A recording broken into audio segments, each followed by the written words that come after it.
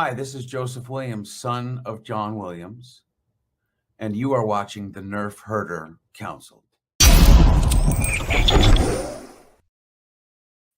What's up, guys? Welcome to another episode of the Nerf Herder Council. I am your host, JT.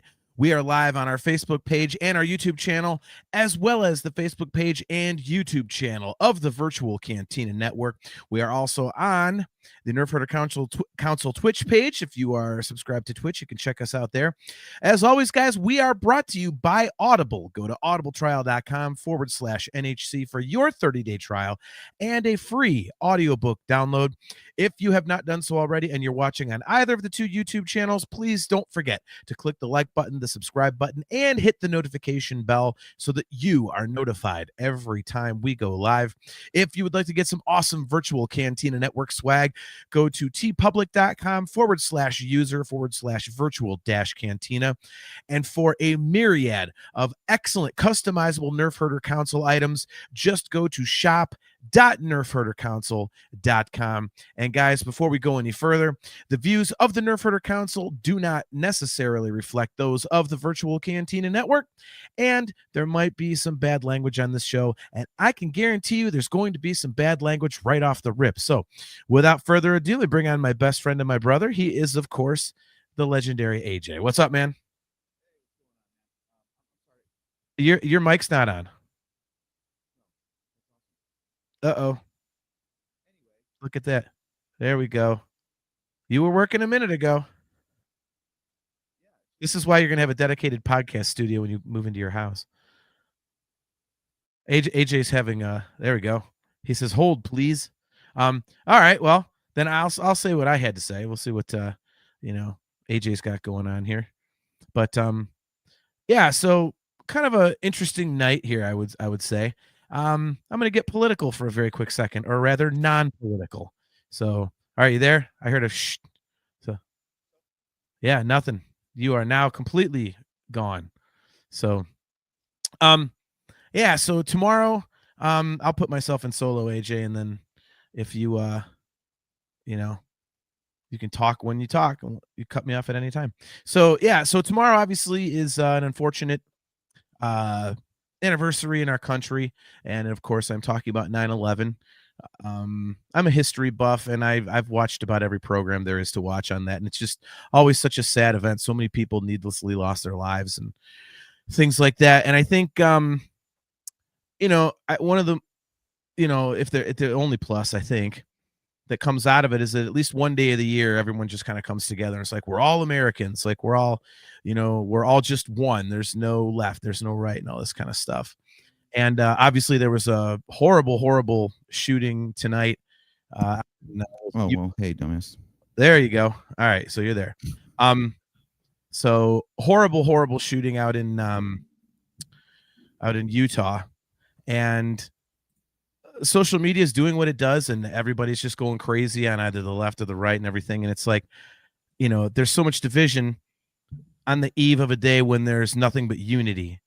And I would encourage everyone to start getting into that unity a few hours early, before tomorrow, because it doesn't matter whether you're Republican or Democrat, left, right, whatever the hell. I'm neither. I'm right down the middle. I don't give a shit about politics, and this is why.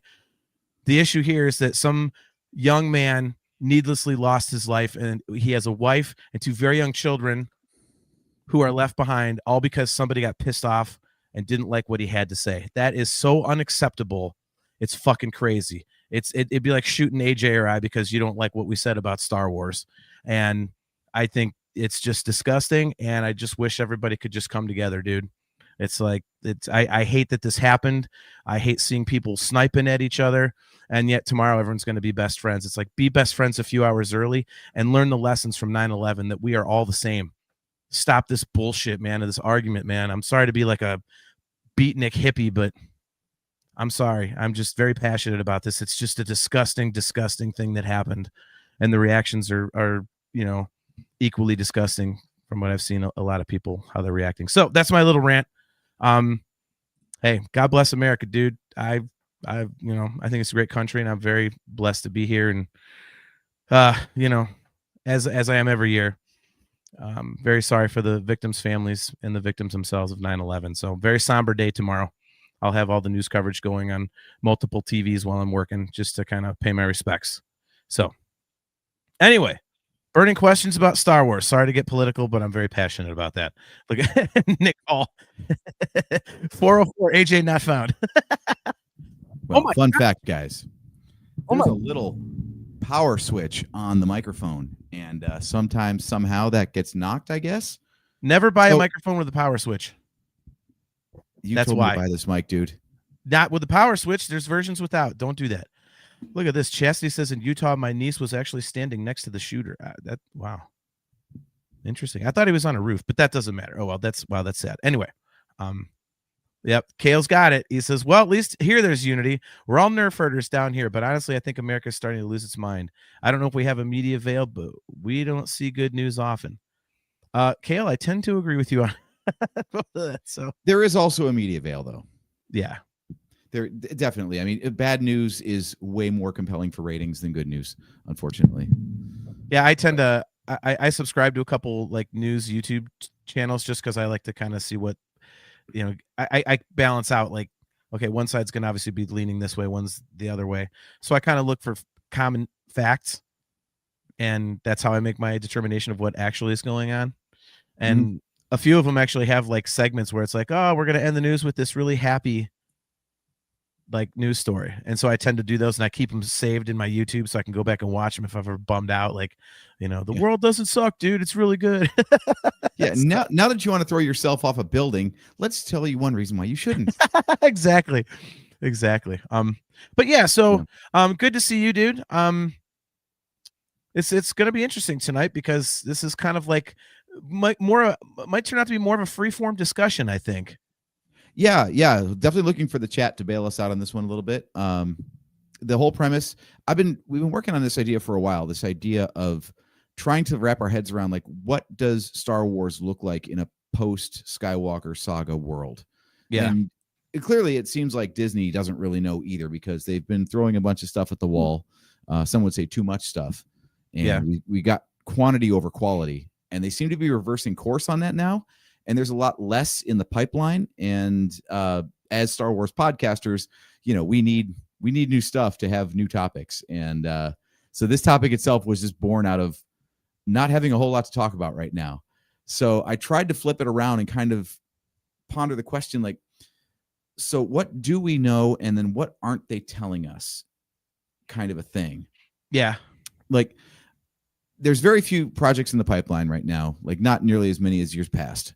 So we've got that right away. So I want to look at the first question that I had is, we keep getting announcements of casting and stuff like that for Star Wars Starfighter, right? Yeah. Mm-hmm. That's coming out in 2027. So that's the movie that gets the 50th anniversary time slot. Mandalorian Grogu comes out next May. They haven't even publicly released a trailer yet. Yeah. What do you make of that?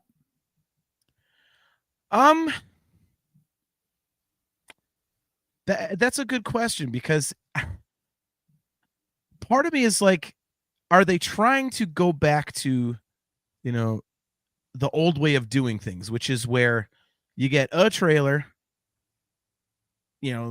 4 to 6 months before, whatever, like 6 months before, whatever, and there you go. Instead of this just complete and utter media wash of here's a teaser, here's a teaser, here's a trailer, here's a teaser, here's trailer 2. Like, are they trying to hold back this time and kind of subscribe to the less is more sort of that sort of philosophy? Because if they're not, like you said, God, like 9 months or something, 9 months out, whatever it is, like 10, and we don't have anything. So yeah, it's kind of weird, but yeah, the question was in the chat here from Kale, said I thought they had. The trailer was played at Celebration this year and has not been released publicly since. Yeah. Mm-hmm. Like, it makes sense to have something exclusive for Celebration, but you think by now it would have gone public. Well, They do a pretty good job of scrubbing that stuff. I mean, we know from the Celebration things where they're like, "Oh, don't have your phone on." Like, you can go on pretty much immediately afterwards and find it, but then if you go back and look later, it ain't there. So, Well, that's what I mean. Is like I get that they don't want anyone leaking the stuff, but then you'd think, okay, Celebration was what, April? Here it is, September. It's like 5 months later. Yeah, it's like 5 months post Celebration, and they have not dropped anything for the public yet. It's kind of amazing. Like there's really nothing going on in the public eye right now for Star Wars. which is kind of weird because it's like, Yeah.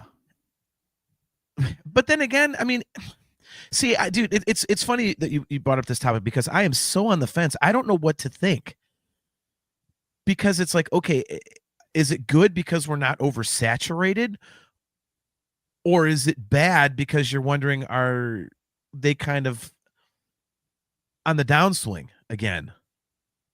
You know what? I don't know what to believe. And I mean, me personally, I kind of like when there's more buildup for something, like there's a little more hype, like when it's just constantly like shoved down your throat. I mean, that's awesome. There's a ton of Star Wars, but it's also I always kind of think of it in terms of like wrestling. Like, I don't watch WWE anymore. Back in the day, I loved it, like in the mid 80s, early 90s, because there was only, especially at the beginning, there was one pay-per-view. And so you had a year to build up to that. It was like there was so much anticipation, it was almost like Christmas. But now there's like a pay-per-view every couple weeks. And I'm like, well, this isn't any good. Even WrestleMania, like they're announcing a match like the week of. I'm like, well, who gives a shit about that? Yeah. So, I mean, if you're a huge wrestling fan, is it great to have all that wrestling? Yeah. But I mean, I just always think back to, especially like WrestleMania 3 when I was really getting into it. And I had to wait a year for Hogan and Andre.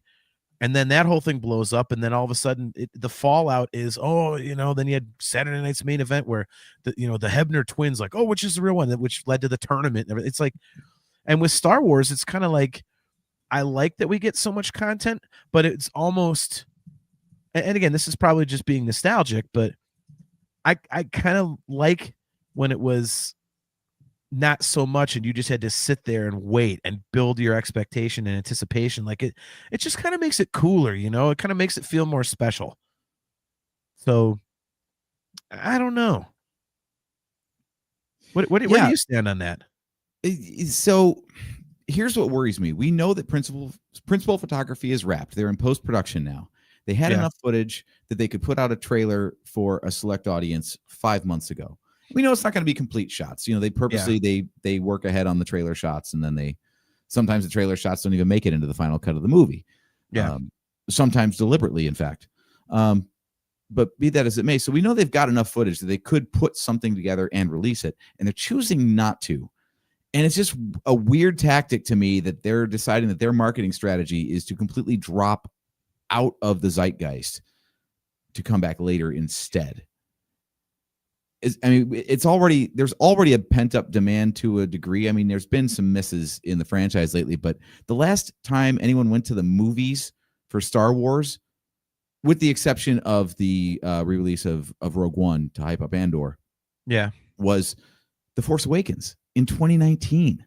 Yeah. It's 6 years later. It's going to be 7 years later when this thing comes out. And I just Googled, I wanted to know, when did the first trailer for Force Awakens drop? And that first teaser trailer came out on November 28th, 2014, a full 12 and a half months ahead of the theatrical release of the movie. So we should have had something by now. Typically when studios do this, it's a lack of confidence in the movie. Like, the less they say about it, the less they show ahead of time, the more they want to build the hype on, like, from the producers of insert hit movie here, or based on a true story, or based on the number one best-selling novel. And then they don't show anything of the actual thing because they just don't have confidence in it. They can't stand on its own feet, Yeah. So I don't know. Maybe they know they're kind of sitting on a turd. I hope not. Yeah. But the other thing to think about, though, is, I mean, think about all of the production difficulties that they've had with the recent recent. You just said it was like 70 years. Yeah. But with the most recent films that have been so public, Solo having to basically be almost scrapped and started over mid-production. You had all kinds of things about Episode 8 and whatnot, Rogue One, and maybe that stuff's going on. Maybe we're getting, radio silence because that stuff is going on again, and they just don't want that bad publicity again. Maybe this is like purposeful because they're, maybe the movie's not a turd like you suggested, but maybe they're having more of that chicanery going on. The Kathleen Kennedy thing that people complain about, which I don't personally care about, but people are like, oh, like Kathleen Kennedy's always got to have her fingers in everything. Like maybe it's that.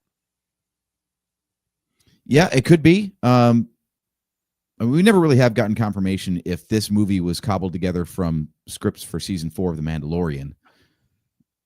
So maybe they're just having a hard time editing it and they're not really sure what the finished product is going to be.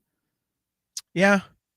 I mean, I'll be honest. I don't know how they're going to cram this in. I mean, I get that there was a solid stopping point there, at the end of season 3. But I mean, you have the whole Grogu is a Padawan and, oh, here's Luke Skywalker thing hanging out there. You did nothing with it. Yeah, they wrecked that with Book of Boba Fett. You had this awesome cliffhanger at the end of season 2 of Mandalorian saying like, oh my God, when or if Mando and Grogu ever see each other again. And then season 3 picks up and they're back together already. You're like, wait, what? Yeah. They got an episode and a half of an entirely different series to clear this up. Thank you. Right. Like, Kale McLean says, oof. Yeah. Kale says, I can hope both are untrue and they're just playing it close to the chest. Kale's goddamn disappointment. Cousin Chris, wow, he's checking in.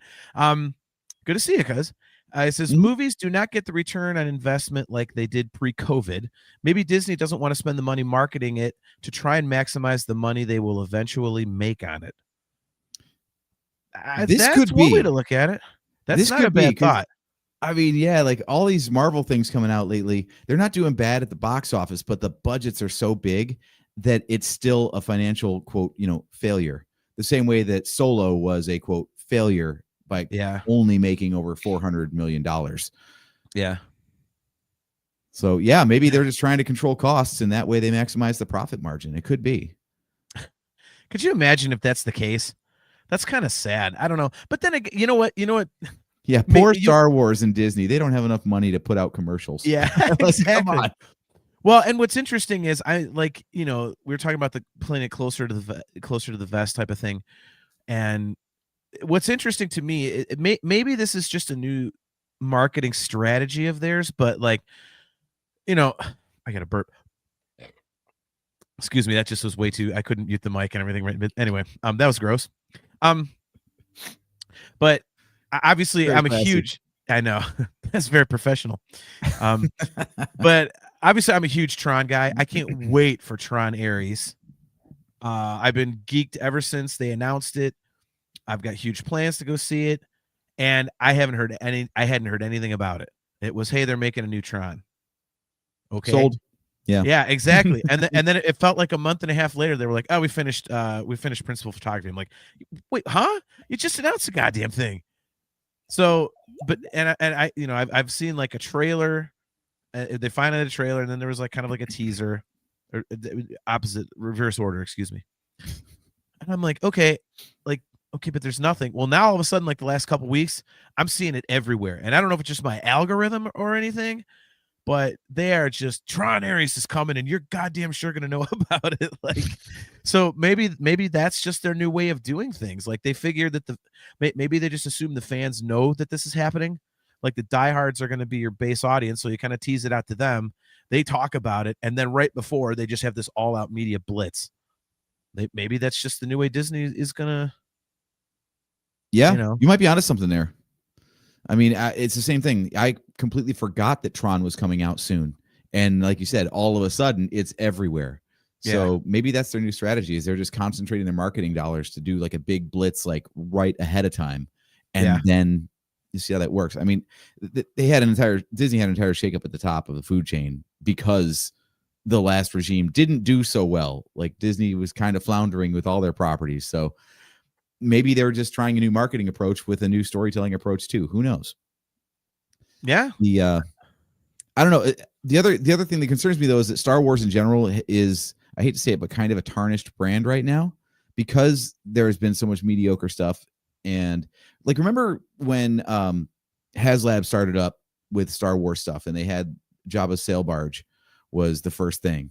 Yep. And it sold out immediately. It hit all of its, bonus tiers and everything. Like, demand was through the roof for that thing. They failed to fund the last 2 HasLab projects, right? Like the gunship just failed by a couple thousand, I think. Okay. And then prior to that, I forget what the other it was Razor. It was the Razor Crest, wasn't it? No, the Razor Crest was funded, I think. Okay. Well, then here's a perfect point. Perfect, I'm supporting your point here. Losing my words. Apparently, non-alcoholic beer messes up your speech patterns. I didn't know there were 2 more after that. I had no idea that it was, there were. Oh, it was the Black Series Rancor. That's the one that also failed. What? What? Yeah. Oh, you. Oh. I didn't know that was a thing. Yeah. So, the Ghost got funded. That was 2023. 2024 was the Cantina. That got funded. The gunship closed 2 days ago. I don't know if that passed or not. But yeah, the Rancor in 2022 failed. Oh, successfully funded. Really? Wait, I thought that was a $350. I watched the whole video on how this didn't get funded. I did not know this was a thing, and it's damn good that I didn't. Oh, it was scrapped. Okay, it was scrapped according to Reddit, at least. So yeah, I mean, it, like I said, just demand for everything in general. I mean, you look at like the action figure aisles of like Target or anything for Star Wars these days. There's not a lot there. There's just, because it's all based around like what's coming out now, and the answer is nothing. So they might be having a marketing problem right now because they're like, what can we hype really? There's not a whole lot. So I feel like Mandalorian Grogu is the most recent hit that they've had, but maybe they feel like the crowd is kind of tired on Mandalorian and Grogu for the moment. So they're letting him kind of fade into obscurity for a second so they can have a big comeback. Screw it. The rest of the show is about the HasLab Rancor. Are you looking it up right now? Oh, I'm looking. I will just say that Star Wars blood is rushing to a certain part of my body right now looking at this. And I'm glad I did not see this when it was out, because it's been a real hard sell to my wife as to why I dropped $350 on one action figure. Anyway, sorry. Yeah. Well, you know what? Our cousin makes a good point here. He says, once you have Jack Black pop up in a Star Wars show, what do you expect? Yeah. Nick Hall, the views of the Nerf Herder Council. Right. Oh my gosh. Yeah. I don't know. I see. I think our cousin makes a good point. I have to admit that was like kind of jumping the shark a little bit. So that was maybe, like you said, that maybe the public doesn't want it as much, I guess, which would be interesting to me, because that series was like wildly popular. So who would want to see it on the big screen? It's a good question. I do understand some pushback though, because season 3 was the guest star and the Bo-Katan show. 1 week we had Christopher Lloyd, then we had Jack Black and Lizzo, and it was Katie Sackhoff as Bo-Katan for most of it, to where like we were questioning, like, is the Mandalorian really talking about Din Djarin, or is it talking about Bo-Katan? Yeah, like they went in hard on that, and then they had like some lame ass fight that looked like it was done at recess, like just in the grass outside of school. Like, right.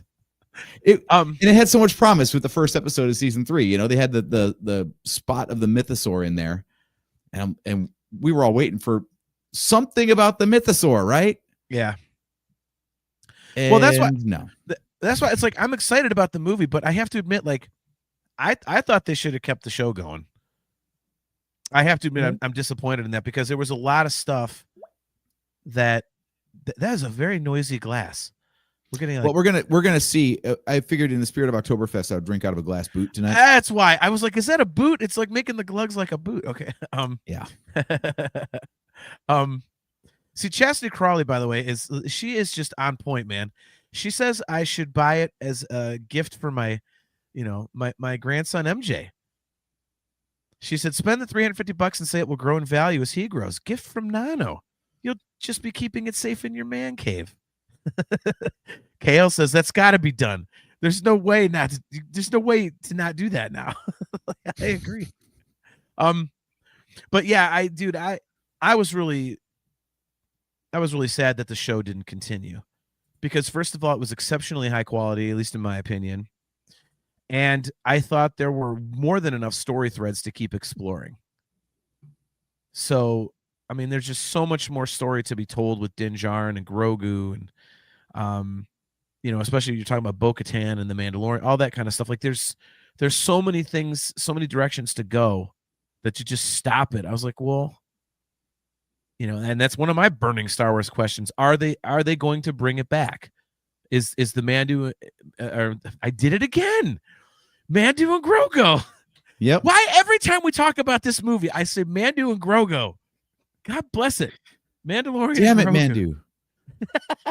Mandu. The Mandalorian, There's another shirt for us. Mandu and Grogu. There's another logo. Get on it. But yeah, every time, man, I don't know why, but anyhow, yeah, I'm hopeful that maybe this is kind of like a relaunch rather than the exclamation point at the end of the sentence for the series. Mm-hmm. Mm-hmm. I'm hoping that it's like, okay, well, this is the start of a new adventure for them. Oh, and the other stuff's going to happen in a television show. So, yeah, I mean, we've still got that alleged Dave Filoni Avengers style movie where all of these New Republic era shows culminate. Probably in a big battle against Thrawn, we think. Unless they just, shoot their wad in Ahsoka season 2, which kind of segues us nicely. And there you have my reaction. Well, here's one of the problems with these New Republic era shows. Like, we know they're heading to the sequel trilogy. Yeah. So how big of a story can they really tell in this Mandalorian and Grogu I like how you doing it too. movie? Oh. How big of a story can they tell in this, knowing that the future events are all predetermined? Like we all know where the story is heading. So even if they introduce some big new threat, we're like, well, clearly it's not that big a threat because no one talked about it 25 years on. Yeah. I'm hoping that my initial thought about what they were doing with these actually comes to fruition. And that is they're going to make the sequel trilogy make sense and seem better to people. Because I have to admit, I was thinking about them over the weekend. I was like, man, I haven't watched those in a while. And then I thought, do I need to? I mean, I really like them, but as the years are passing, I'm just going, they're getting more and more superfluous and needless to me. Mm-hmm.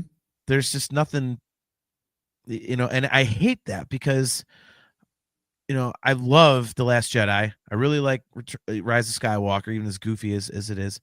And, my thoughts about Episode 7 notwithstanding, it's a Star Wars movie. It's a good Star Wars movie, minus the Han Solo thing. And I just hope that they're able to make them, I hate to use this word, but I just have to. Make them better. Let the stuff around it actually make what happens in the movies make sense. So that then all of a sudden, like their value increases and people are like, okay, now I get it. And there's always going to be that segment of the fan base that if that happens, they're going to go, oh, see, they needed years and years and years of shows to make them make sense. Like, but who cares? Now they do. Now you can actually look at them in a new light and actually enjoy them. So what's bad about that? Yeah, you mean like the Clone Wars? Thank you. I mean, I don't think as they were coming out, the prequels had nearly as much pushback. Like the rejection wasn't quite so instant with the prequels. Yeah. I mean, yeah, there was a lot of backlash on Jar Jar, but the prequels in general, people were hyped for, and demand was pretty solid for them. Yeah. But the sequels were pretty much trashed from the beginning by at least a segment of the fan base, and it didn't have the benefit of, you know, a 7-season animated show to like flesh out the characters and connect to the tissue of the movies and stuff. There was also a lot less time spent in the sequel trilogy, meaning like the chronological in-universe years, with 7 and 8 being literally just two halves of one timeline right there. Yeah. And then what was it, 1 year later was Rise of Skywalker in universe. Yeah. Yeah, so it was a very brief time period in the galaxy, but I'm with you. I feel like there might be a chance to redeem it if they told some supplemental stories and kind of fleshed out what we saw in the movies and make it like not so jarring. Because, you know, the biggest complaint on Rey is she's Mary Sue. Like she gets her powers way too easily, and she's way stronger than any Jedi ever before, and there's no explanation for that. It should take years of training, yada yada yada. And well, what if we tell some stories that explain how Rey leveled up so hard so fast? Yeah. Yep. No, and that's, you know, I think that's one of the reasons why I was so excited when they announced the Rey movie. I wish they'd talk more about that. I've been on record as saying I love that character, and I don't know why. I just, something about that character I immediately just really enjoyed. You know. And Nick Hall, I agree with you, man. He says, I hate that complaint. Rey could have just been a tool used by the living force.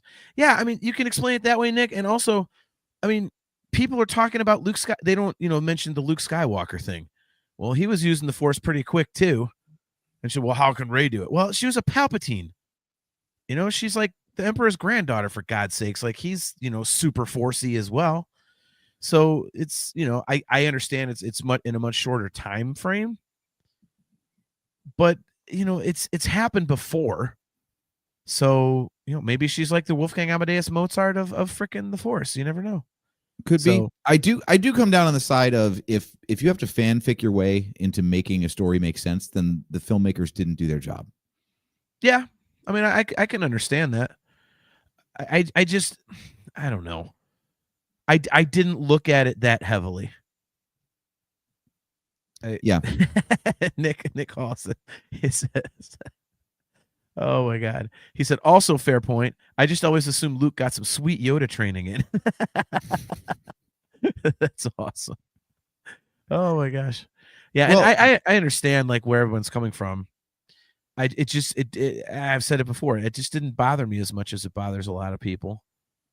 I mean, I think people are just way more, they scrutinize it way harder now, because now that I'm walking back in my head, thinking about Luke's training, in Return of the Jedi, he made it was made pretty clear that he had not been back to see Yoda. Like he promised to come back at the end of Empire when he flew off to Bespin, but he didn't. He didn't get back there until the next movie, which meant that he only had that first set of training and got absolutely wrecked by Vader in that lightsaber duel. Mm-hmm. So how did he level up so much between movies? Because no one was training him. Yeah. It wasn't like he was just hanging out with Ghost Obi-Wan. I don't think he even saw Obi-Wan at all again until he went back to Endor. Or not Endor, Jesus. Dagobah. Skipped the whole part. So he's basically just like training himself for, again, probably a year. I think there's a short time span between 5 and 6. So Luke levels up like crazy between movies without any rational explanation, and we just went with it. We're just like, okay, cool. Luke is strong in the Force now. Way to go. Good job. Right. But now it's like we need 3 comic series, we need an animated show, maybe a webisode or 2, and let's write 3 novels about it too, just to make sure we've got enough proof that this guy can actually hack it. Like, exactly. Come on, man. Like sometimes it's okay to just like go along for the ride. And I think audiences are just a little bit more skeptical now, and they kind of ruin it for themselves in that respect. No, I agree with that. I think that's a huge part of it. It's I mean, how many times have we talked about like sometimes people think too much? when they're doing this stuff. You know, it's like just can't you just watch it for the entertainment value of it? Like, why have to question every damn bit of it? Like, you know, but I mean, the fact that man. we even have to ask questions about certain plot points proves that we were so sucked into the story, we just didn't care about it as we were taking it in. Like, how long were the events of this movie? Don't know, don't care. Yeah. It was because you're having fun, dude. Mm-hmm. So, I mean, yeah, I'm completely with you. But yeah, I mean, back to what I was saying, though, that's why I'm excited about the Rey series. Because number one, I really like that character. But number two, I think that it opens up a whole just huge amount of possibilities for, you know, future stories and where it could go. Because to bring her back, I don't understand how it can be anything but, okay, well, I'm going to try and resurrect the Jedi Order. Mm-hmm. With her belief in the Jedi, and especially, you know, getting all the help from the Ghost Jedi, you know, to defeat Palpatine and stuff like that. And, you know, I just don't see how it can, you know, turn into just an Indiana Jones movie where it's like, well, there's a MacGuffin for Rey and she achieves it and off she goes on another, you know, like it's just, I don't think you can do that. And I just think there's too much potential to kind of like start a new story thread there. Mm-hmm. So I'm very excited for it. So, I mean, I know we're talking about new properties. That's one of the ones I'm really looking forward to. And I'm kind of bummed out we haven't heard more about it. Well, that's that's a really good segue, actually, because I want to talk about that. So we've had like 4 writers now on this thing. It just keeps like getting stuck in the story phase.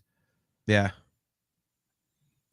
Does that concern you? Or do you think it's just a matter of like, we just know way more about the production processes that's going on now, and this isn't that atypical? Like, what is so hard to crack about this Rey movie? Well, I think it's, you know, I don't think it's atypical because Star Wars is not just any old movie.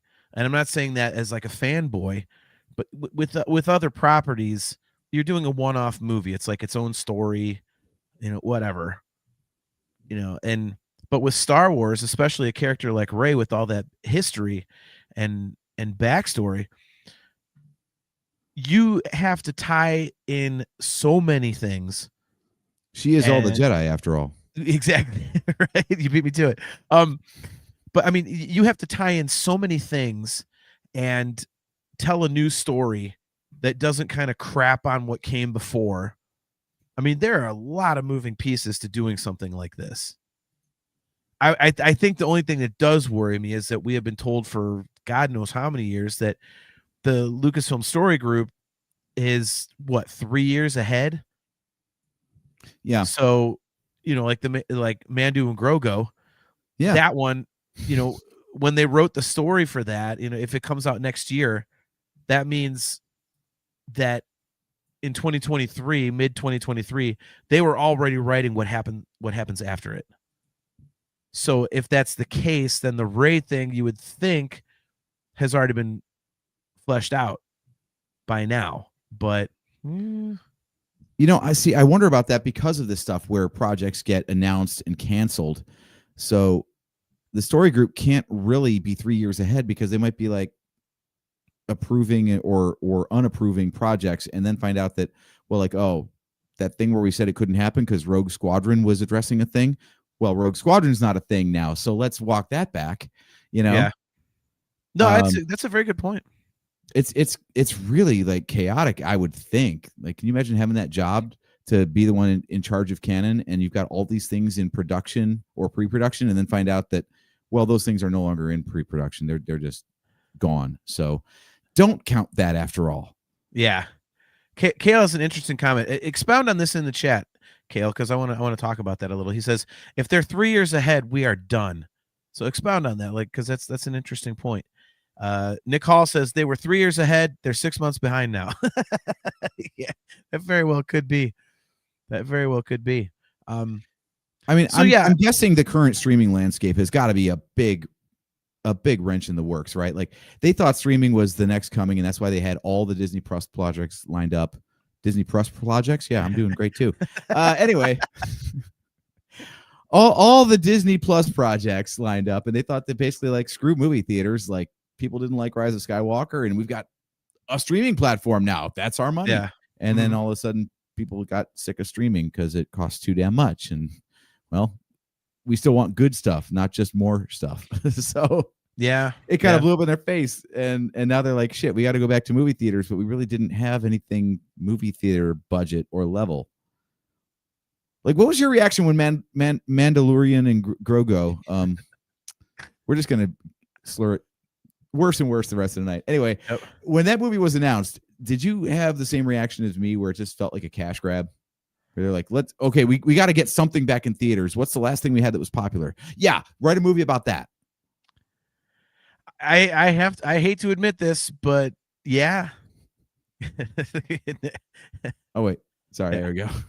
Nick Hall, Mandu and Grogu, the new Disney Plus project. I was thinking that, Nick, and I was like, if I try and say that out loud, I'll blow it. Right. So I'm glad you wrote that out so I could just read it. Yeah, I have to admit I kind of did. I think because of how much I love Rogue One and Solo, I was hoping for a fresh story. I mean, I'm going to love it. I'm going to go see it. But yeah, I kind of was like, but also, like I said earlier, I was really hoping that the show itself would continue. So my hope is that this isn't like, okay, it's the last you're going to get.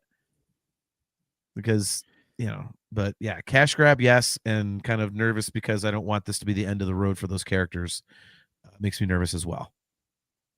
Yeah, I do wonder. I mean, I think The Mandalorian is the victim of its own success and the actor's own success.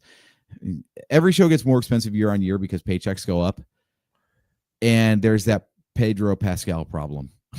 Yeah, it's like a similar thing happened in the Star Trek world where they had Star Trek Discovery going on, and one of the characters was played by Michelle Yeoh. And then Everything Everywhere All at Once came out. She won an Oscar. And now all of a sudden they had this project that they had announced starring Michelle Yeoh because she was not very expensive at the time. Yeah. And now all of a sudden it's like, well, shit, after Shang-Chi and winning an Oscar, now what do we do? Yeah. So much for the TV series she was going to be on. Let's make it one movie and get the hell out. Yeah. By the way, Kale has expounded upon his point. He says, if 3 years ahead ends up with this little, we're going to need the reactions to know if a sequel can be greenlit. We're out. There's nothing to continue right now. Yeah, I mean, I can't argue with that. That is an issue with the current climate, especially in streaming. I mean, that was the Acolyte problem, right? They left us on a cliffhanger with season 1 because they did not have an out. They just thought they were going to get a season 2. Yeah. Chastity has a good point as well. She says maybe they are 3 years ahead with possible storylines, but they have to get random approval and then remake the connections based on rejections. Yeah, I think that's part of it. You and AJ kind of hit on that, Chaz. I think that makes a lot of sense. And with the rejections and everything that we're talking about, and to your point about streaming and all that kind of stuff, AJ, I think because a couple of the shows, obviously Acolyte and Skeleton Crew did not do what they expected. I think that kind of, maybe threw a monkey wrench in the works. Maybe not so much Skeleton Crew, because I don't know how that would tie into the greater narrative. That kind of seemed like a one-off to me. But, I mean, definitely Acolyte. Man, I wonder what the reception within Lucasfilm is to Skeleton Crew. I really enjoyed that show. It was fun. That show.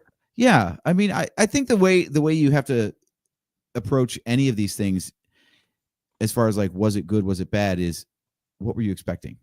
Like, if something exceeds expectations, if you thought it was going to be terrible and it ended up being mediocre, you're like, wow, that was really satisfying. If you think it's going to be the best thing ever and it comes out to only be like a 7 out of 10, then you're like, wow, that. To your point about the sequel trilogy, like Rise of Skywalker, everyone's like, oh, this is such a terrible movie. Like, because it was supposed to be the culmination of 9 movies and Yeah. 45 years of storytelling. Yeah, it definitely fell way short. But it's not the dumpster fire that people make it out to be. Yeah. The Skeleton Crew, we had very low expectations, and we went in and were very well entertained by it. Pleasantly surprised. Yeah, and it had enough cool concepts and lore dropped in there that like they could tell other stories off of it. So Yeah. I really hope that wasn't viewed as a failure within Lucasfilm, because I think people were entertained by it, and at the very least, no one's out there like with pitchforks telling Disney, please don't make any more of this, like they are, or like they were for the Acolyte, for example. Yeah. No, I mean, I know, unfortunately, if I read correctly, I think Skeleton Crew is like the lowest rated and streamed Disney Plus Star Wars show. Do you think this is like the Solo problem where, there was the Last Jedi backlash, so Solo suffered? So Acolyte came out and then Skeleton Crew just got, suffered the consequences? God, I hope not, dude, because I hate that reaction. I really, really do. And I hate to do fan on fan crime here, but I just hate when people do that. Well, I didn't like this one thing, so I'm not going to watch the next one. Well, then piss off. Like go away. That is such a stupid outlook. Like, how do you know you're not going to love it? I didn't get into Clone Wars. What, I'm not going to watch like the next Star Wars properties that come out because I didn't get into like, the cartoon show? No. Like, it might just, maybe it's just not for me. And what's coming out later will be for me. Boycotting something, part of a property because I hated, it's like listening to a band and like you don't like one of their records and they put out the next album. I'm not listening to that because I don't like the previous album. Like, stop. That's dumb. I don't understand that. And I know I'm being a dick and I'm, calling. Well, I think for the casual fan, it's different though. And this is one of the problems that Star Wars has had too, is there's so many eras they can play in that, like, okay, so you didn't like Last Jedi, here comes another Star Wars movie. People might think, well, I didn't like that last thing, and this builds on that one, so I don't want to go see it. Not realizing it's a disconnected story. Yeah. I mean, I could see that. I just think if you're, I mean, let's face it, we're Star Wars fans. And most of the people we know are Star Wars fans. And anybody we know that really considers themselves a fan, they'll watch anything that comes out. They may not like everything, but they'll watch it. I don't know anybody that boycotts, which is such a strange. I mean, the whole reaction to Solo for me just will always drive me nuts because I know so many people that I saw online that did that. Oh, I hate The Last Jedi. I'm not watching Solo. And now they're online. They're going, oh, we need Solo too. Solo was so good. Oh, was it? Because you're part of the reason you screwed everything up. Like, that everything got screwed up, excuse me, because I'm not watching that. Like, well, look what you did. You missed out seeing it in the theater, like a movie you love. You missed out seeing it on the big screen, which is awesome. And now you killed it. Like, we don't get a Solo 2. So, well, Nick Hall, I wonder, he said, honestly, Lucasfilm lost their anchor being Grief Karga.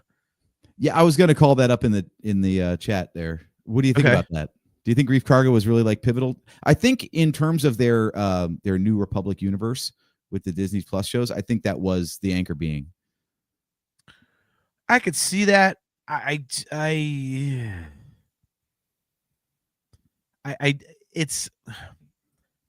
It's not that important to me. Because that show's always been about Mandu and Grogu. So yeah, but I just think the other characters, like he's the main character, don't get me wrong. And you're right. I mean, that could have been like something pretty major, but I just think for me, if they had to just kind of go away from that character because they don't have Carl Weathers, I mean, I'd be okay with it. You obviously prefer he's there, but it's, it's not like, Din Djarin goes away and the show just becomes Grogu.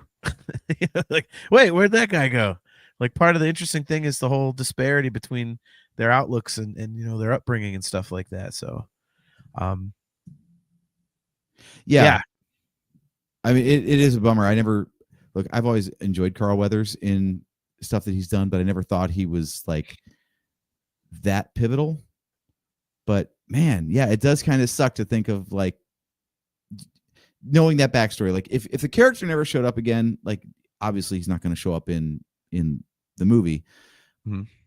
But it's knowing why he's not showing up that does kind of make that absence be felt, you know? Yeah. Maybe they'll just write him out real quick. There is hope, though. Did you see that? Cara Dune settled her lawsuit, so there is that. Are we allowed to talk about that? Or are we going to get like blacklisted for? I don't know. I mean, yeah, Gina Carano and Disney settled, so she could potentially return. Ooh. They issued the usual PR-ish kind of statement about like, we look forward to possibly working with her on future projects, blah, blah, blah. Well, that Rangers thing, wasn't that supposed to be her? Yeah.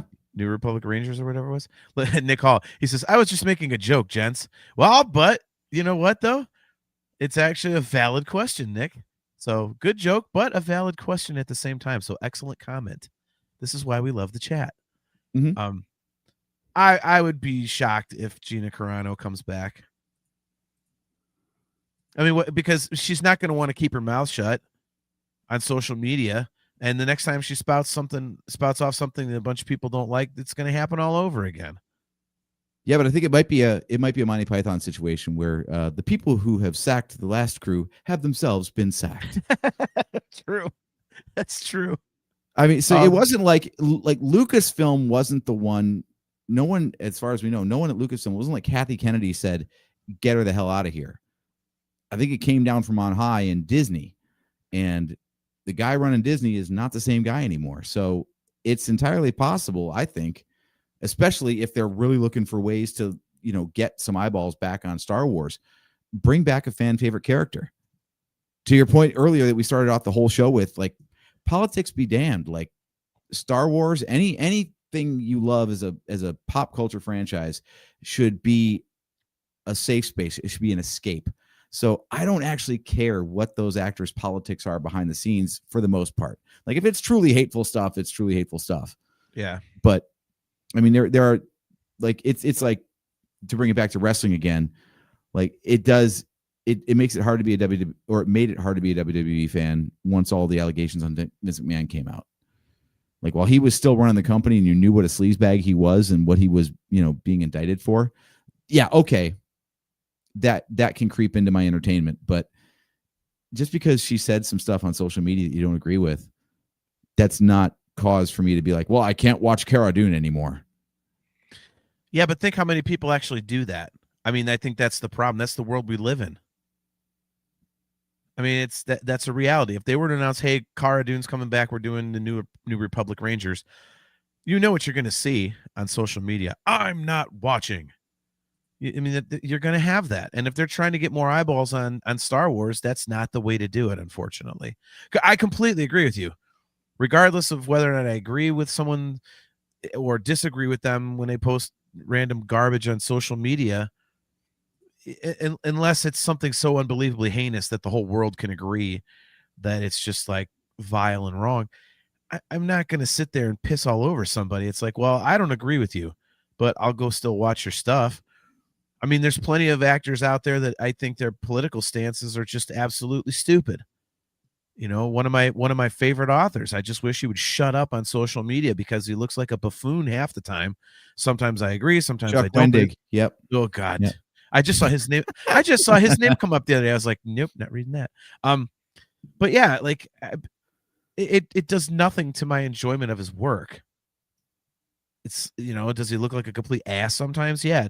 Do I agree with him sometimes? Yeah. But I think you nailed it when you said, like, I don't care what their politics are outside. I just want to be entertained.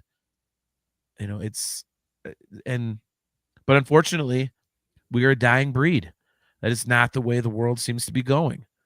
Well, and to be clear, I don't think people would accuse us of burying our heads in the sand. Like, you should care about these things. Like, there's a time and a place, though. Yeah. Sometimes you just gotta breathe. It's okay. It's okay to just go watch a Star Wars and be entertained by it. And you don't have to worry about what the real world implications are. Yeah, no, I completely agree. And I mean, I have been accused of that exact thing. We burying your head in the sand. I'm like, yeah, because I don't give a shit. It's not important enough to me, man. I know what's important to me in my life, and that's not it. I got a family to worry about. I got a grandson to worry about. The pet charities I like to donate time and money to, things like that. Like, yeah. Otherwise, I don't care. So if a Star Wars actor is a dickhead outside of Star Wars, like, is it annoying? Do you wish they would shut up? Yeah. But am I going to not watch it? No. I mean, Yeah. Harrison Ford could be a weirdo here and there. Am I going to stop loving Han Solo and Indiana Jones? Fuck no. Are you kidding me? Hell no. Not a chance. Especially not with how the Great Circle turned out, which I know he had nothing to do with, but oh, it's so good. So good, man. Holy crud.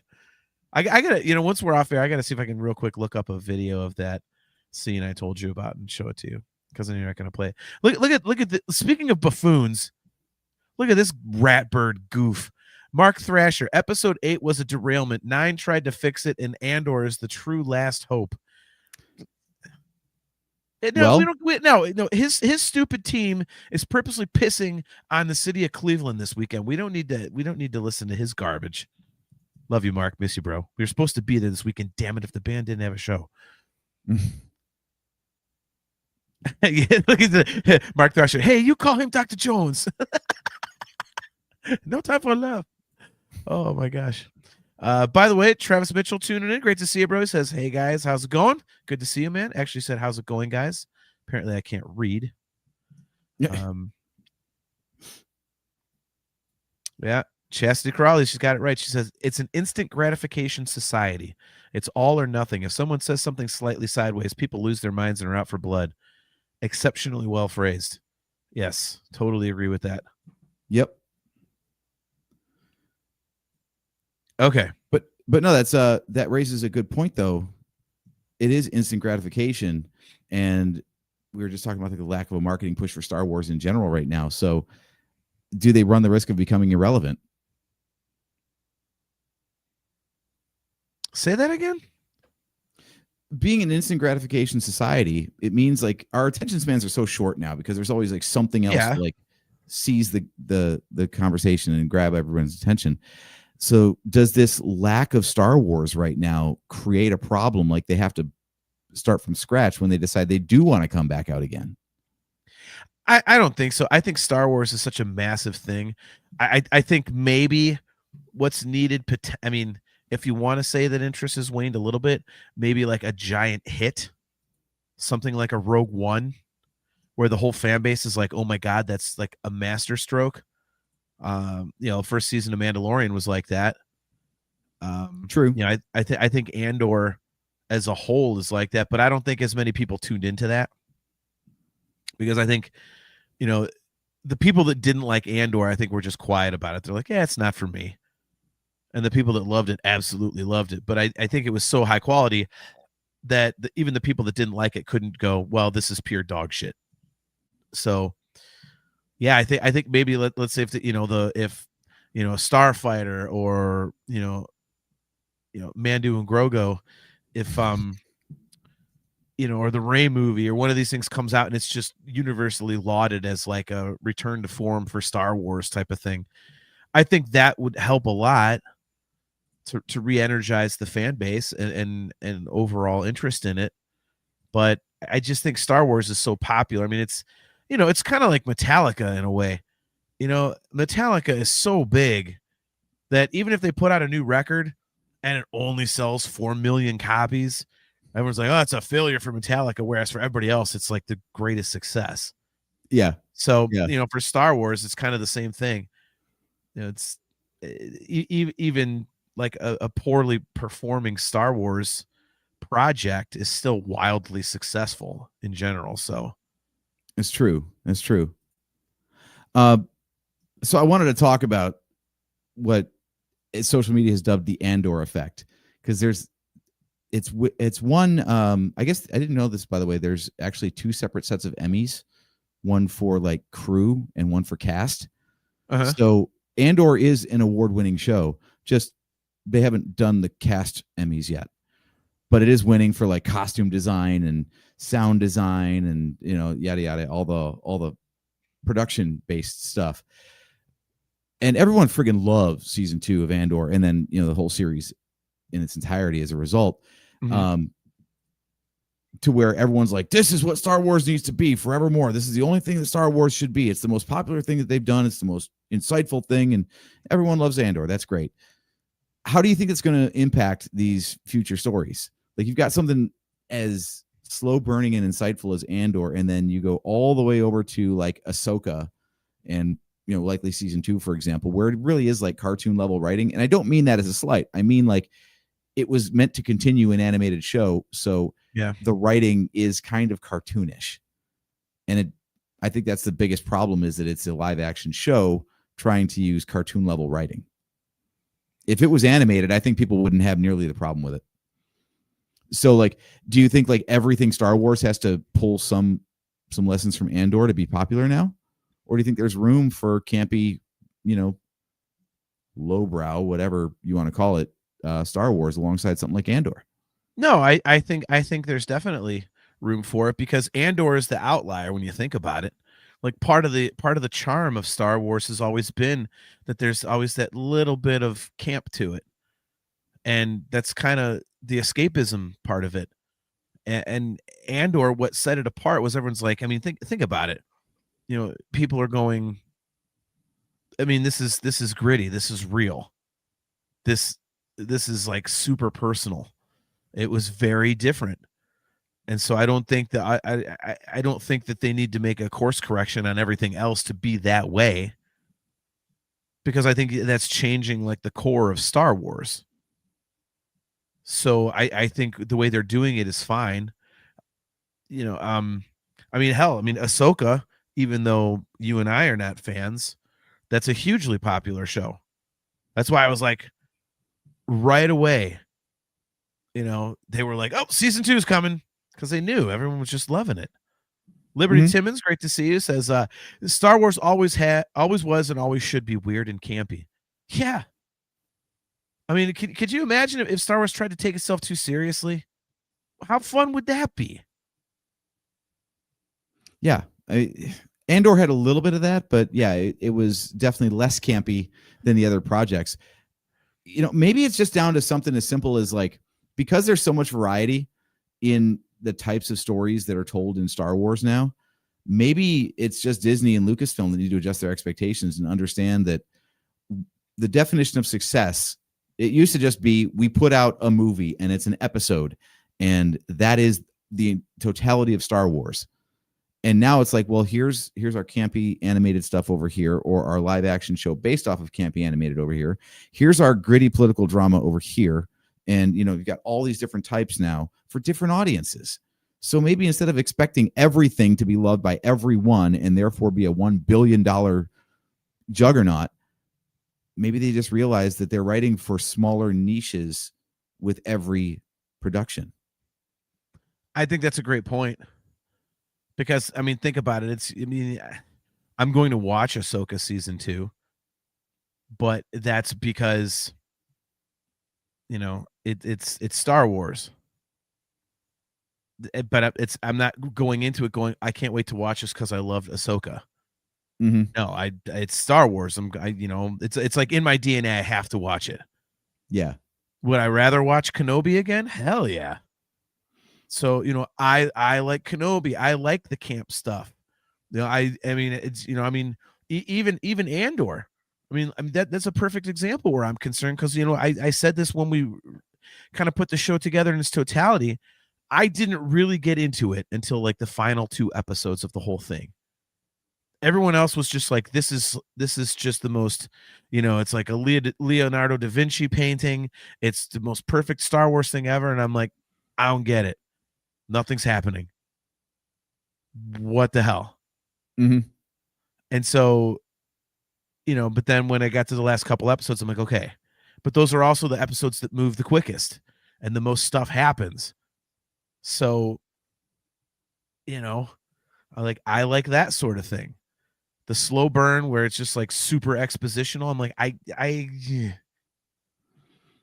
Yeah. Okay, Kale's with you. He's defending Kenobi. Kale, that is like the greatest comment I've ever heard. He says, yeah, same, John. I would love more Kenobi, even if it sacrificed more Ahsoka to get it. Let's sacrifice all of Ahsoka just to get more Kenobi. But what if you get Purgle in Kenobi as a result? Are you willing to have more Purgle? We don't need that kind of shit on this show. I am not going to be putting a Kobayashi Maru by my own brother. That I will not answer that question. That is bullshit. I was set up. Fuck that. Don't ever do that again, AJ. And you think about what you did for a few seconds, and I'll bring you back. Don't ever ask me that question again. That is impossible. Kobayashi Maru.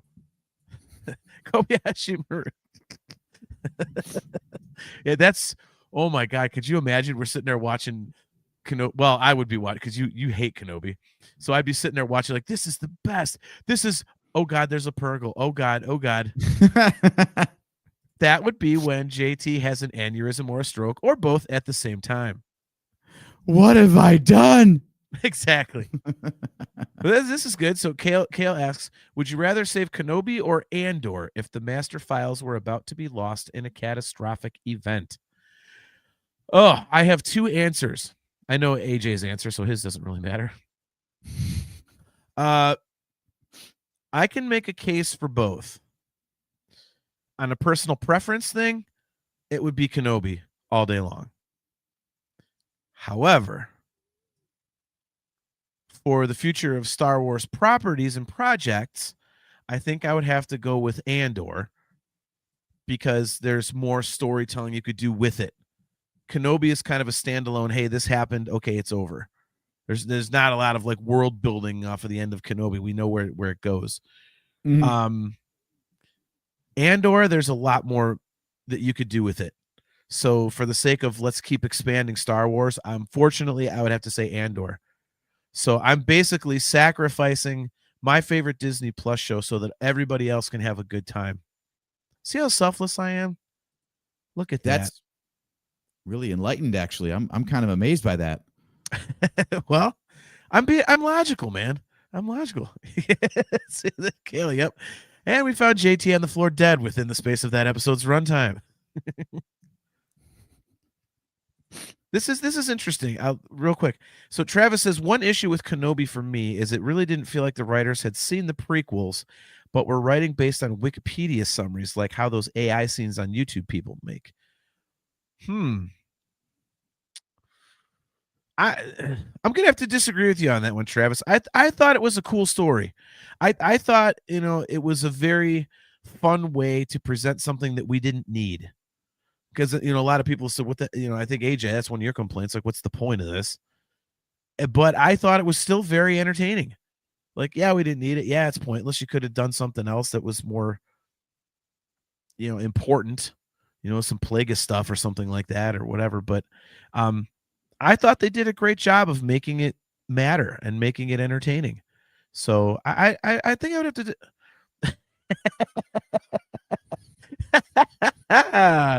Oh my God, that is fabulous! I was like, is he changing the graphics in the middle of the show? Like, oh my God, that is amazing. Say, and by the way, it's JT. You got to get the name right on this show, man. What are you doing? Good Lord! No, JT is my friend. Well, you're the one that put me in that situation, you ass. What the hell is that? Anyway, no. See, if you really want to get sidetracked back on Kenobi, we can. But no. We're talking about new stuff. So yeah, I respectfully disagree. There's clamorings for even I think Hugh McGregor said he'd be open for a second season of Kenobi, and the question is like, what story is there to tell? And that's my thing. I don't know. I mean, he's supposed to be completely rusty and out of the game when episode 4 hits. How many more stories can you tell within 10 years of that to explain why this guy is so off his game by the time Luke Skywalker comes across him? Yeah. It would almost tarnish it, I think, unless they came up with just some unbelievably perfect story to explain, what he's doing, or why he all of a sudden loses his, he's not as good at the Force anymore, like you said. Like, by the time episode 4 rolls around, I don't know. And I don't know how the hell they would do that. Again, that one to me, as much as I love it, it would feel like they're shoehorning something in. Yeah, it's like my favorite video game franchise, Metroid, where like you acquire all these powers, you end up like way stronger as a character by the end of the game, and then the next game starts, and they got to invent some contrivance to explain why you don't have any of your shit again. Yeah, it's like, oh, he's got amnesia. maybe he fought the Crate Dragon previously and just got wrecked. The whole first season was a fever dream. Yeah. So now we're gonna tell a story that actually happened. Yeah, the one thing the Force can't prevent is CTE. Yes. So the last thing that we know is coming for sure is Starfighter in 2027. Okay. And we've gotten casting announcements for it, but again, this is allegedly a standalone movie,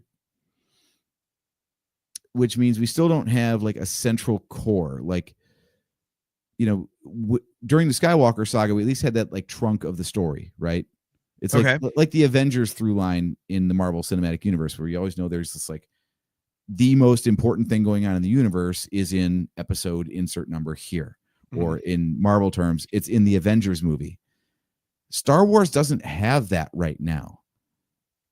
Do you think Starfighter is an attempt at like a fresh start, given that it's, beyond the events of episode 9? So it's the furthest future-based thing we've got. So blank slate for the galaxy. There's no New Republic. There's no First Order, which doesn't make a lot of sense, by the way, because the Final Order was the one that got nuked in Rise of Skywalker, not the First Order. Yeah. But be that as it may, I think we're meant to assume that the First Order is gone, right? It's my assumption. They've got a blank slate, and they're just starting with like one movie. Do you think that's the way to go? I got to be honest, I don't know what they're going to do. This has been confirmed to only be a short amount of time after Rise of Skywalker, right? So like Rey is still alive at this point? Yeah. As are Finn and Poe, and but so sequel trilogy characters are in play from a timeline standpoint. But we've heard no mention that any sequel trilogy characters are going to be included. Yeah, I'll be honest, I don't know what to think about this one. I mean, it's very much a source of confusion for me. I'm excited the title about doesn't really give us anything, right? Yeah. So I'm wondering what the hell it's going to be about. I mean, the one thing for me, I know you're not. I don't think I'm bored with me, but I really like Ryan Gosling, so I'm glad that he's part of it. I like that, and I like that it's a new story of some kind. But I have no idea what the hell they're doing with it. I mean, that's the thing about all these future projects. Like, we really don't know what they're doing with all of it. I mean, we don't have a clue. There's not even, to me, a lot of little threads to kind of potentially tie together. So on this one, I really do not know. I mean, is this going to be in tandem with the Rey movie, where she's getting the Jedi Order back together, and the Starfighter thing is building up the Republic fleet again or something? And is the Ahsoka series building up Thrawn to have this amazing army? So that's going to be your huge battle. They're building to that whole thing. Like, I don't know. I almost feel like. So this could be an Avengers style approach, is what you're saying. Is like you said, you put all these pieces in place in the same timeline, but they don't really cross over until they do. Yeah. No, I honestly, I think that they need to do that sort of presentation, like the whole Avengers style thing, like building to that huge climax, like Endgame and Infinity War and stuff like that. Like, now what if Ryan Gosling races a Purgle in this movie? Oh, I'm leaving the theater. You're not baiting me, man. I've already had my Purgle rant before. Sorry, I dumped myself because I knew you were going to do it anyway. There you go. No, I was actually trying to hold down. So there we go. Yeah, I kind of think that I'm hoping that Starfighter and these other things, that they're the groundwork for. Kale says, "You really aren't smart, AJ." Yeah, I'm really hoping that Starfighter is the start to a bigger story. I think that'd be pretty cool. Liberty Timmons says, "I want them to only concentrate on one movie at a time, since they keep letting us down with announcements that don't come to fruition."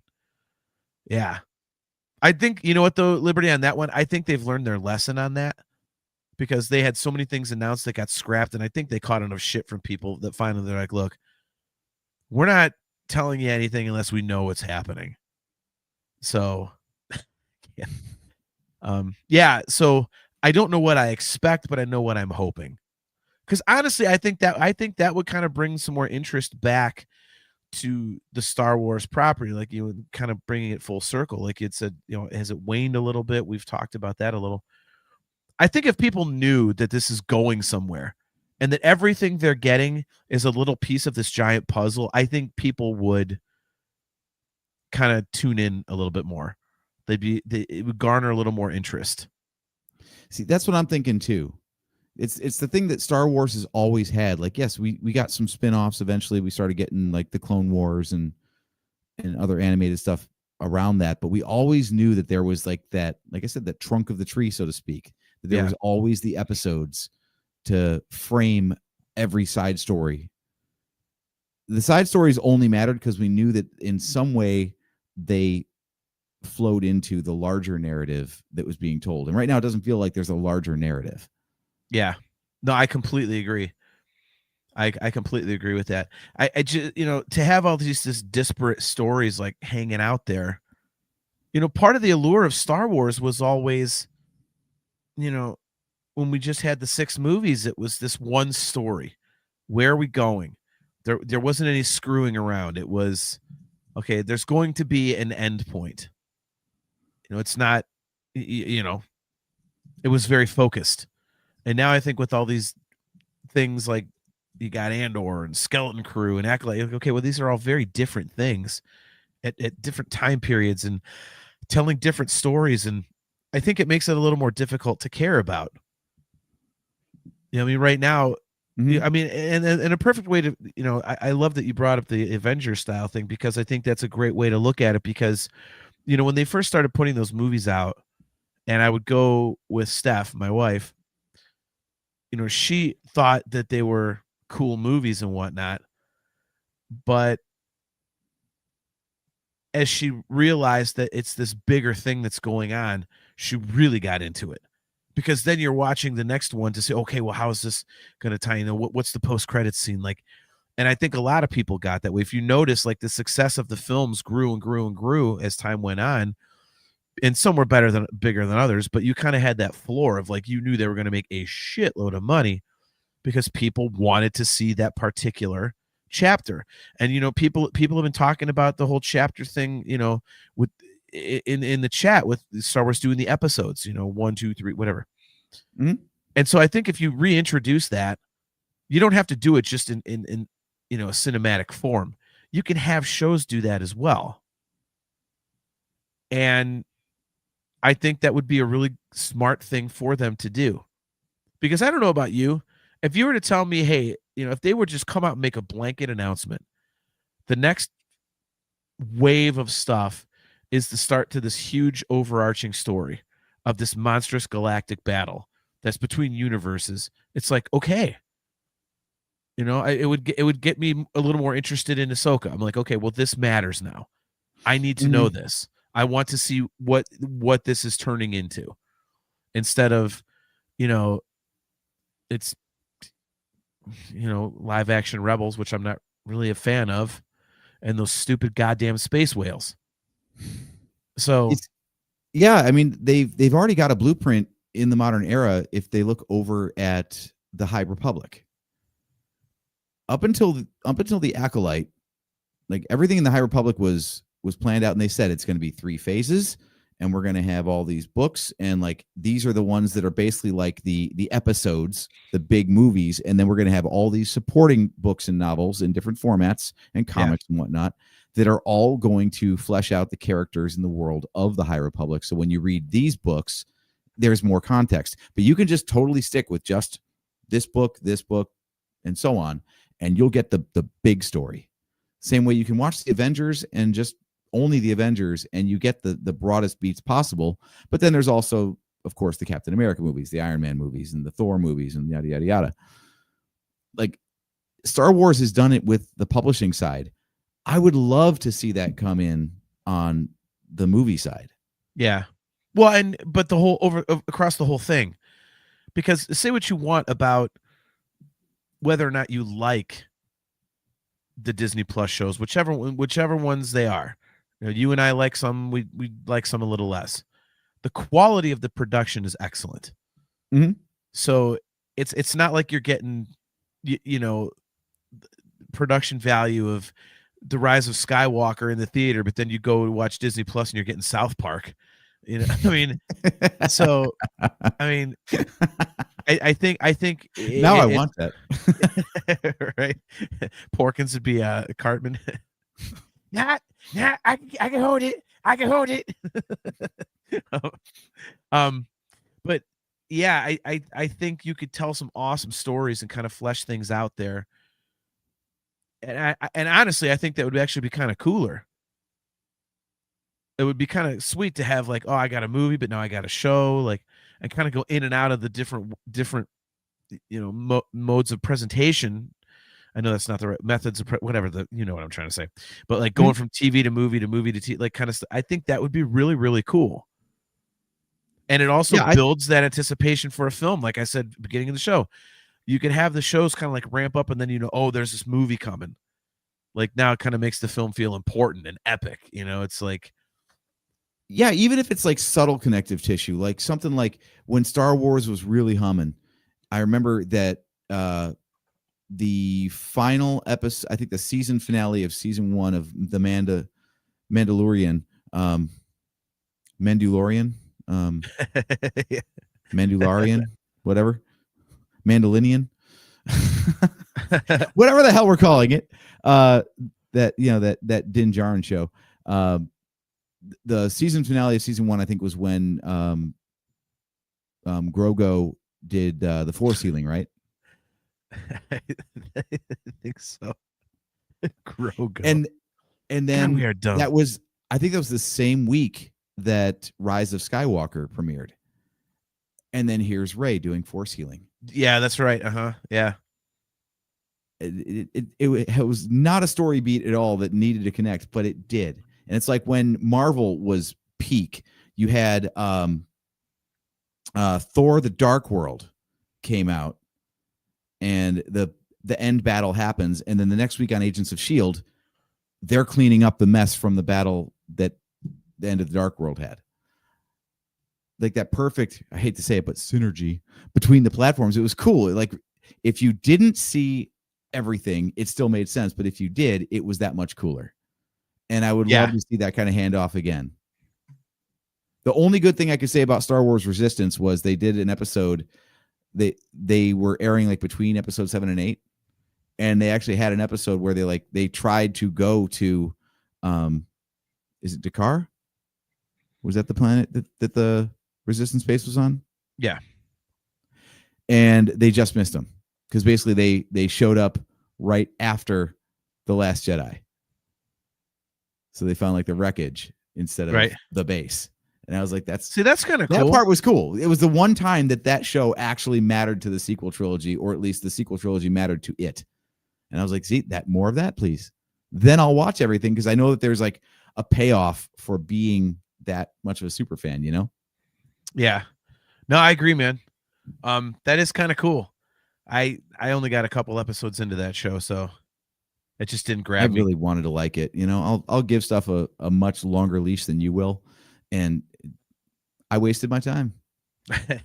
I hope kids liked it, but I don't hear anyone talking about it. You don't see any mentions of the characters or, you know, figures on toy shelves or anything. So yeah, I think that was just a swing and a miss. Yeah. Well, I mean, they haven't gone back to it at all, and like you Mhm. said, it barely gets mentioned. Yeah, the But- only tie-in that I know of is the asshole senator in Ahsoka that was just talking down the possibility of Thrawn ever returning and all that sort of stuff in that little courtroom scene was the father of the main character from Resistance. Oh, okay. Senator Ziono. Yeah. Oh, interesting. Okay, I was not familiar with that. And he was a shit heel in the show too. And so, he popped in a couple times in Resistance and he was a piece of crap. And hey, he's a piece of crap in Ahsoka too. So good on continuity there, story group. Right. At least I got that right. Right. Yeah. So congratulations. You can write unlikable characters in multiple series. Good job. Way to go. Way to go. Awesome. All right, man. Well, on that note, why don't we close up shop for the night?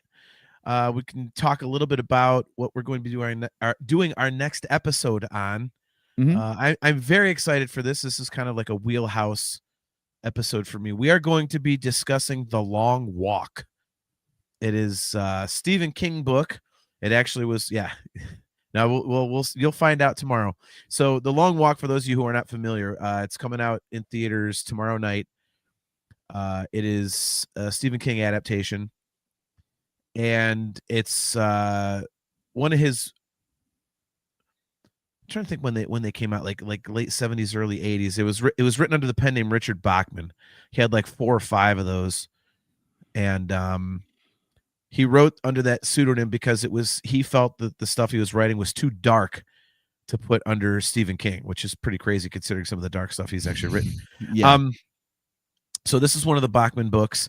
It also has the distinction, if I've read everything I've read correctly, this is actually the first full-length novel he ever wrote. He wrote it before Carrie, but he didn't actually publish it until years after he had become successful. Well, anyway, the movie's coming out. The reviews have actually been excellent, which I'm very excited about. People are saying it's one of the best Stephen King adaptations there is. And I love the plot. It's very psychological. The plot is 100. It's like in this, futuristic dystopian society. Go figure. That's what King likes to write about a lot of times. And basically, you got 100 kids that sign up for this thing called the Long Walk every year, and they all walk. And it's just, they start at the same place, and they have to maintain a pace. It's monitored by the military, and they have to maintain a pace. In the novel, it's 4 miles an hour. In the movie, it's 3. I don't know why they changed that, but in any case, in the movie, they have to maintain a pace of 3 miles per hour. If they fall below it, they get a warning. If they fall below a second time, they get a second warning. If they fall behind a third time, they get a third warning, which is their final warning. And the fourth time they fall behind, they get their heads blown off. Just like high school. So yeah, exactly. They can, I think it's if they walk for an hour, they eliminate a warning. So it's not like, you're just constantly saddled with these warnings. So you can walk them off. So the walk goes longer, but basically it's kind of like it's very psychological. It's like, people forming bonds and coming to grips with mortality at an early age and things like that. And it's just a fascinating concept. Liberty Timmons, she says, can't wait for The Long Walk. Just read the book. Yeah, I've read it multiple times, and I actually just finished the audiobook yesterday. She says, very Hunger Games. I will correct you there. Hunger Games is very Long Walk-ish. Long Walk was definitely before. So, but in any case, we're going to be talking about The Long Walk since I'm very familiar with the novel, and we will have both seen the movie Friday night this week. And I'm excited. I don't know. I don't think we've done a Stephen King episode on the show in the almost 10 years we've been doing it. No, I don't think we have. So I know I know you don't read nearly as much as I do, but hopefully you'll like it. Yeah, I'm curious because Stephen King properties in general, like his writing is one of those things where it works a lot better on the page than it does on the screen. Oh yeah. I mean, we both love the Dark Tower series, and boy, they've never been able to get that right. Yeah, that movie was not good. Not at all. I mean, it's pretty much hit or miss. They're either, there's a few that are excellent. Obviously, Shawshank Redemption and Green Mile, Dolores Claiborne. But there's a few real giant turds. I mean, I don't care what anybody says. The Shining, I won't watch because everyone's told me it's very different from the book, and Stephen King himself said he hates it. And I know the ending is not what happens in the book at all. So I'm like, I'm not watching that trash. You know, they haven't been able to nail Salem's Lot. I know those are pretty putrid. Hell, even those 2 new It movies are awesome. I love them, but the ending just that's a whole nother episode there, because you I could was say going to say which ending you we've like. plenty But to in any talk case, about. yeah, 'Cause, yeah, spoiler. I saw It chapter 1 and 2, and I don't get why that was such a cultural touchstone. Like, oh my god, it's so amazing. oh, first because it was a damn good adaptation of what I think is his best book. People think The Stand or It, that's generally like where they go to when they talk about his best, and it was actually a really, really good way to do it. But in any case, so we're going to be talking about The Long Walk. We will be right here in 2 weeks. It will be Wednesday, September 24th at 8 p.m. Eastern time. So if you are into Stephen King, that is definitely the episode for you. So I'm looking, what is the phrasing on that? But I'm looking very much forward to that, or I'm very much like, I never know what to, anyway, I'm looking forward to it. So There you go. There we go. We'll just leave it at that. Well, thanks to everybody in the chat tonight. It's great to see everyone. Obviously, Chastity and Nick Hall and Kale McLeish, all you guys. Liberty Timmons, thanks for tuning in. Travis, great to see you. We had our cousin Chris tuning in. Haven't seen him in a while. Mark Thrasher, screw the Baltimore Ravens. All you guys, much appreciated. It's always great to have you guys help direct the conversation. Again, if you are watching on either YouTube channel, do not forget to click the like button and the subscribe button and hit the notification bell so that you are notified every time we go live. As always, guys, we are brought to you by Audible. Go to audibletrial.com/NHC for your 30-day trial and a free audiobook download, which you can use to get The Long Walk so that you can listen to the book and then go see the movie in the theater and be a huge participant in our next episode on September 24th. So, guys, as always, don't forget, if you would like to get some awesome Virtual Cantina Network swag, go to tpublic.com/user/virtual-cantina. And for some kick-ass customizable Nerf Herder Council swag, just go to shop.nerfherdercouncil.com. And before we go, guys, I'm going to end where I started. Tomorrow's a somber day in our history, but it's a beautiful reminder that we are all the fucking same. So, man, I'm about to get teary-eyed, so I'm jumping out of here. He is AJ. I am JT. And, guys, whatever you do, especially tomorrow, like Bill and Ted phrased so eloquently, be excellent to each other. Catch you next time.